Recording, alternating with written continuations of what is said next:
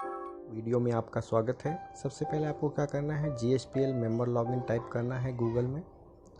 ये टाइप करने के बाद सबसे पहले आपको एक लिंक दिख रही है web member login good health का, इसमें आपको क्लिक करना है। क्लिक करते ही गुड हेल्थ की वेबसाइट ओपन होती है। वेबसाइट ओपन होने के बाद जैसे ही आप स्क्रॉल डाउन करते हो पेज में, आपको लॉगिन टू गुड हेल्थ दिखता है। वहाँ पे आपको गुड हेल्थ आईडी पूछता है और पासवर्ड पूछता है।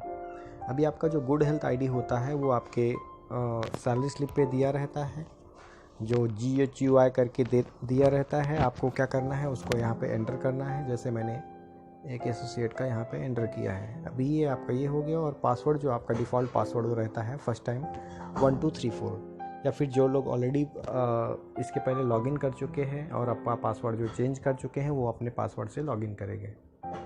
इसके साथ ही हम लॉगिन बटन जैसे ही प्रेस करते हैं,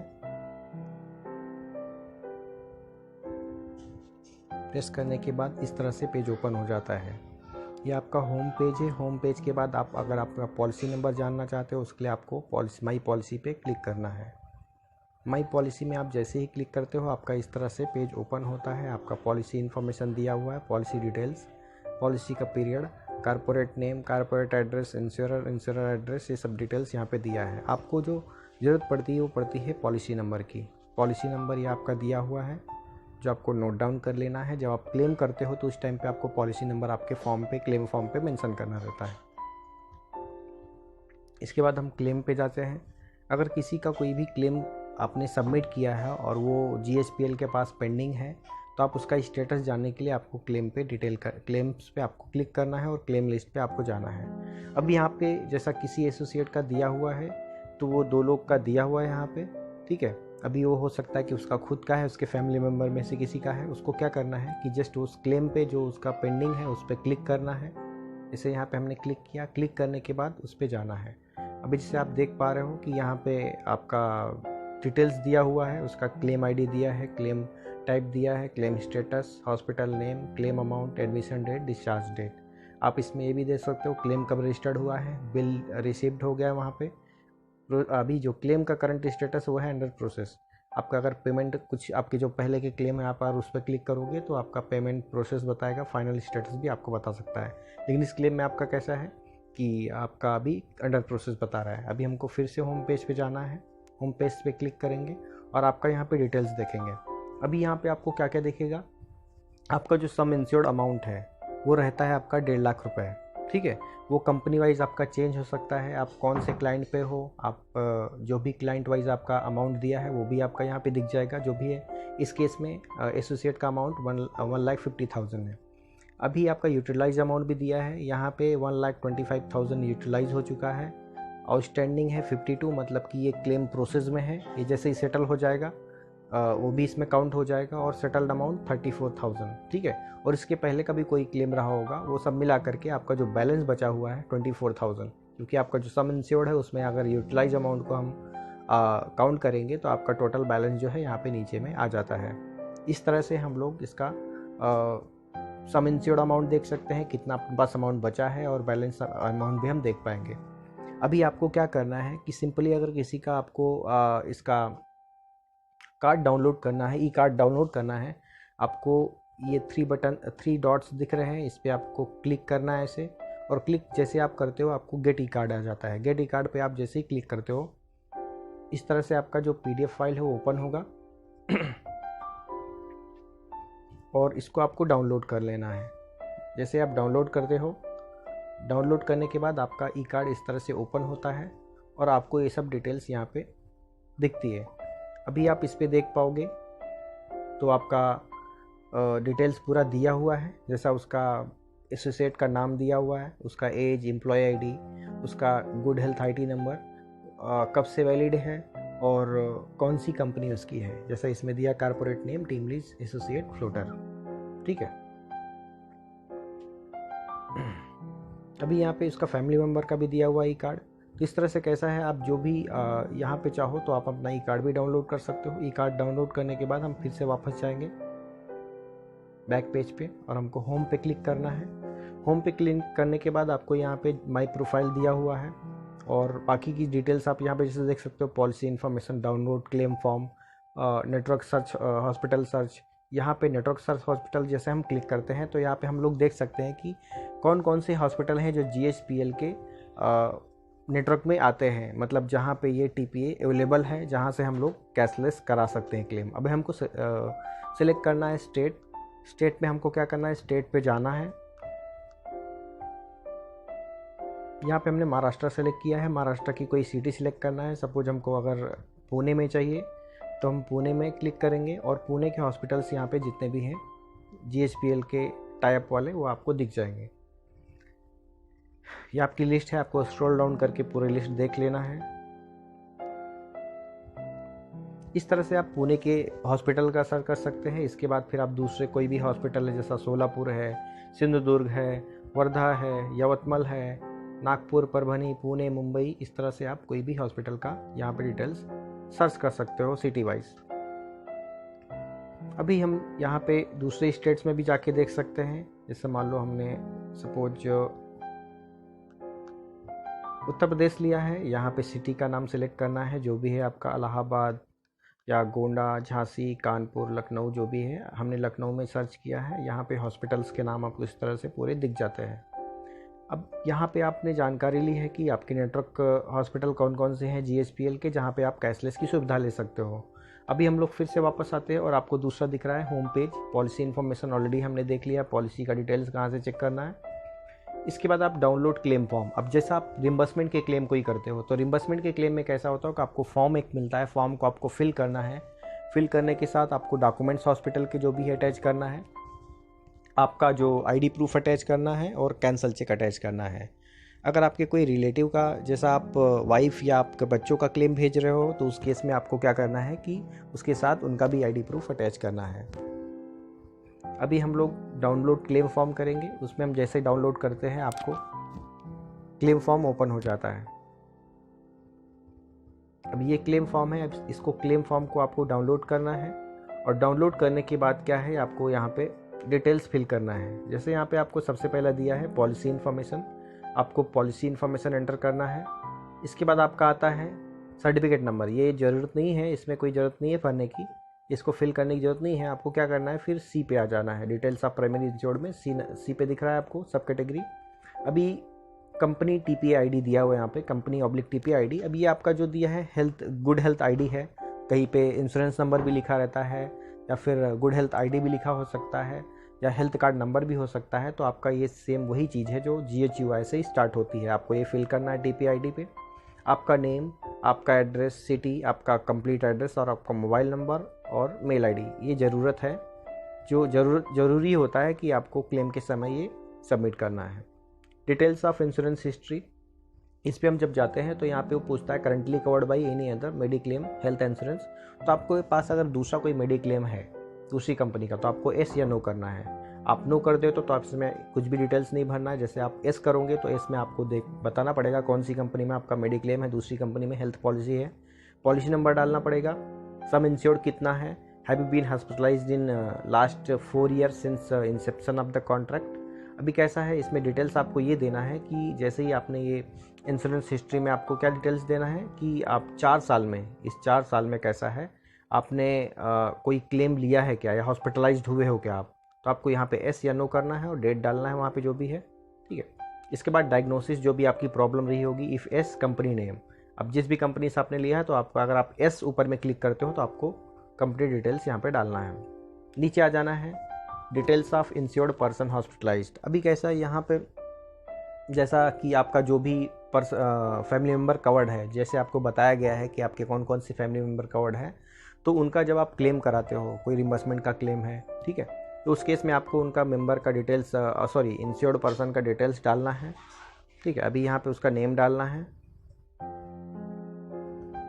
इसमें आपकी वाइफ भी हो सकते हैं, आपके बच्चे हो सकते हैं और जो भी लोग कवर्ड है उनका नाम हो सकता है।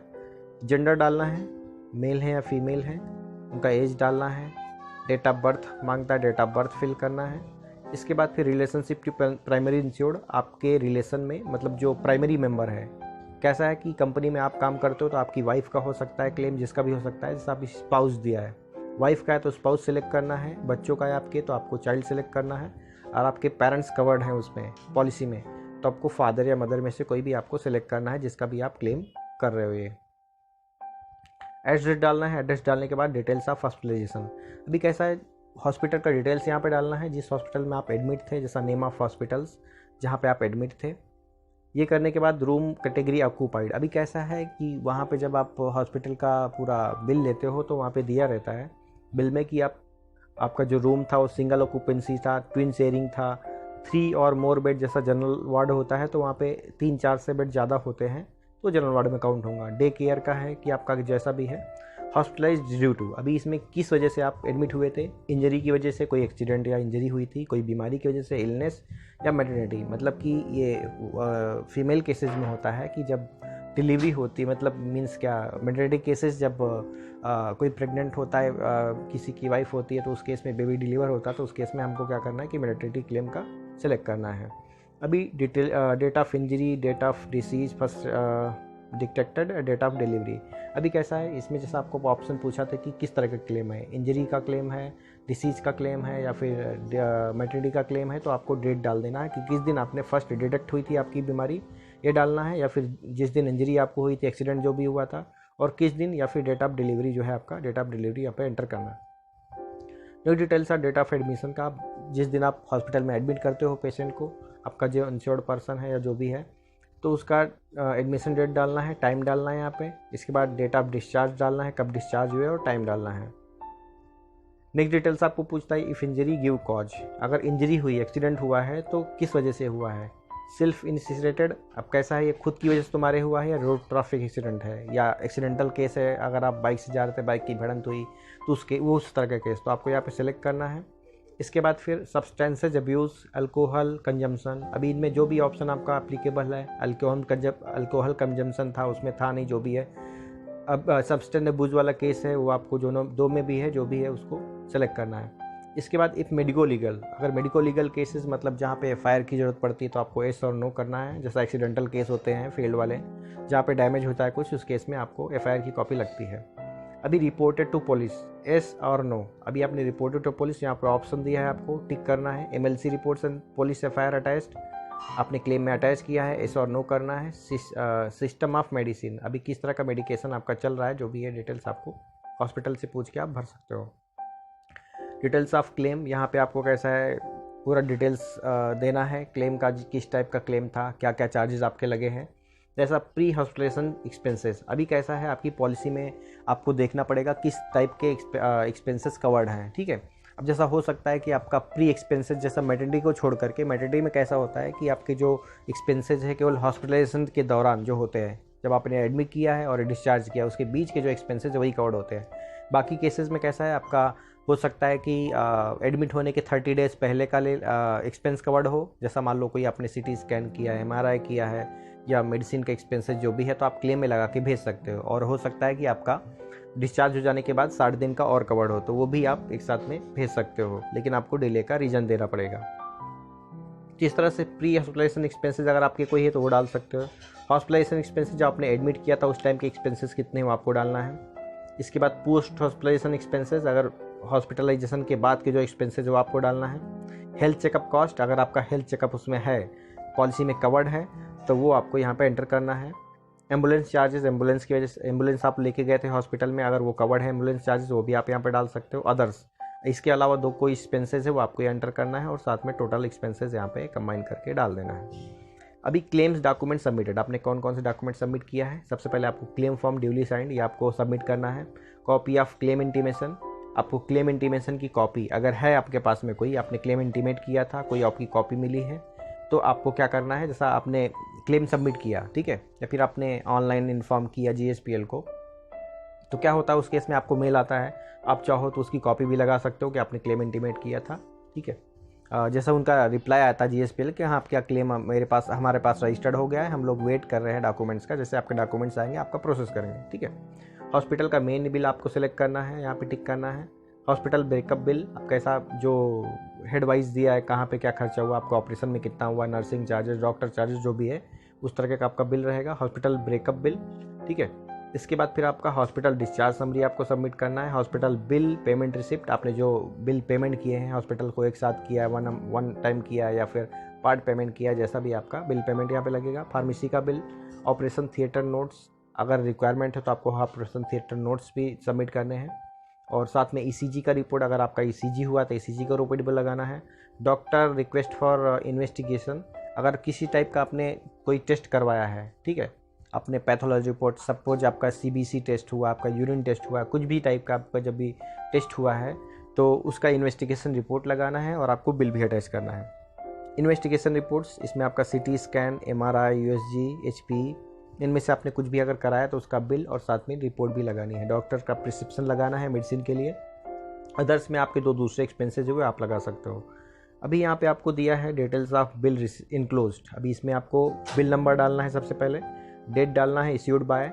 अभी सपोज आपका मेडिसिन आपने परचेज किया था मेडिकल स्टोर से, तो मेडिकल स्टोर का नाम आएगा इश्यूड बाय में, और इसके बाद फिर कैसा है टूवर्ड्स, अभी किस चीज़ के लिए आपने एक्सपेंस किया था वो आपको डालना है। जैसा आपको पहले कॉल उसमें दिख रहा है रो पे कि हॉस्पिटल मेन बिल, तो हॉस्पिटल मेन बिल में कैसा बिल नंबर आपको डालना है, डेट डालना है, इश्यूड बाय, हॉस्पिटल का नाम, और किस चीज़ के लिए है ये है हॉस्पिटल मेन बिल के लिए, उसका अमाउंट कितना ये डाल देना। इसी तरह सभी चीज़ें आपको डालना है जैसा आपको यहाँ पे दिया हुआ है already. Towards pre hospitalisation expenses bill, post hospitalisation bills, pharmacy bills, इस तरह आप इन्वेस्टिगेशन रिपोर्ट्स बिल जैसा भी है आप यहाँ पे डाल सकते हो।